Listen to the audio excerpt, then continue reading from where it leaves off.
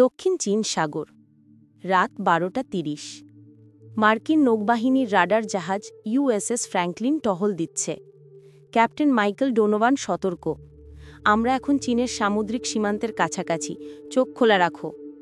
সবকিছুই স্বাভাবিক, কেবল সমুদ্রের বাতাসে একটা অজানা শীতলতা।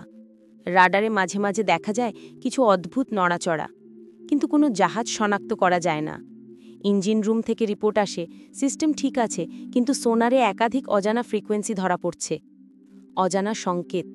হঠাৎ রেডিওতে আসে একটি অদ্ভুত মৃদু শব্দ, go back, leave this sea. সবাই ভাবে হয়তো কোনো পুরনো সামরিক রেডিও সিগন্যাল, কিন্তু রাডারে এখন এক বিশাল ছায়া দেখা যাচ্ছে, যেন জাহাজ নয় বরং পানির নিচে কিছু একটা চলছে।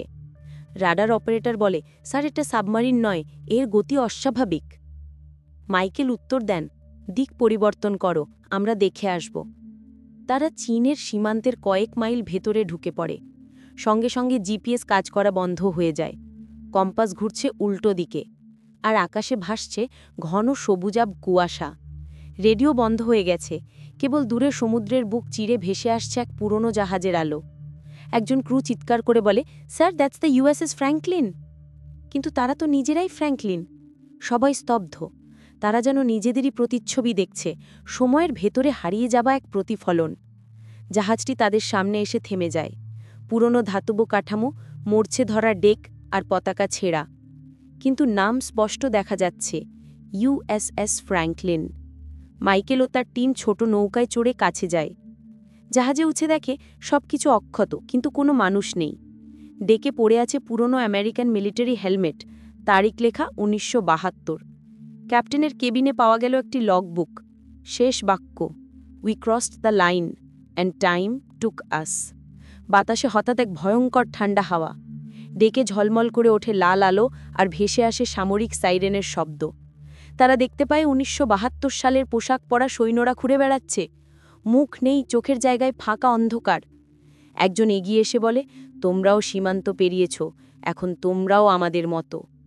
তারপর সব মিলিয়ে যায়। মাইকেল রেডিও চালু করতে চায়, কিন্তু তার হাতে রক্ত লেগে আছে। রক্তটা কোথা থেকে এলো কেউ জানে না। রাডারে আবার তাদের নিজস্ব জাহাজ দেখা যাচ্ছে, কিন্তু অবস্থান উল্টো দিক, যেন তারা অন্য মাত্রায় চলে গেছে। ইঞ্জিন রুমে পানি ঢুকছে, কিন্তু বাইরে সমুদ্র স্থির। রাহাত, টেক অফিসার বলে, স্যার, আমাদের চারপাশে কোনো তরঙ্গ নেই, কিন্তু আমরা ডুবে যাচ্ছি। জাহাজের ঘড়ি ঘুরছে উল্টো দিকে। রেডিওতে ভেসে আসে কণ্ঠ, USS Franklin, do you copy? We lost you in 1972। সবাই থমকে যায়। তাহলে কি তারা এখন 1972 সালে? হঠাৎ পুরো সমুদ্র কাঁপতে শুরু করে। বজ্রপাত, কুয়াশা আর ঘন নীল আলো ঘিরে ফেলে জাহাজকে। এক মুহূর্তে সব আলো নিভে যায়। দক্ষিণ চীন সাগরের সীমান্তে চীনের রাডার স্টেশনে এক অদ্ভুত জাহাজ শনাক্ত করে। জাহাজটি চীনের দিকে ভেসে আসছে ধীরে ধীরে। তারা কাছে গিয়ে দেখে ইউএসএস ফ্র্যাঙ্কলিন, কিন্তু সেটি তো 1972 সালে হারিয়ে গিয়েছিল। ভেতরে কেউ নেই, সব সিস্টেম বন্ধ, কেবল ক্যাপ্টেনের আসনে বসা এক কঙ্কাল, হাতে একটা লগবুক। শেষ লাইনে লেখা, আমরা সীমানা পেরিয়েছিলাম আর ফিরেছিলাম সময়ের পেছনে। আজও সেই জাহাজটি চীনের সামরিক গবেষণাগারে রাখা আছে।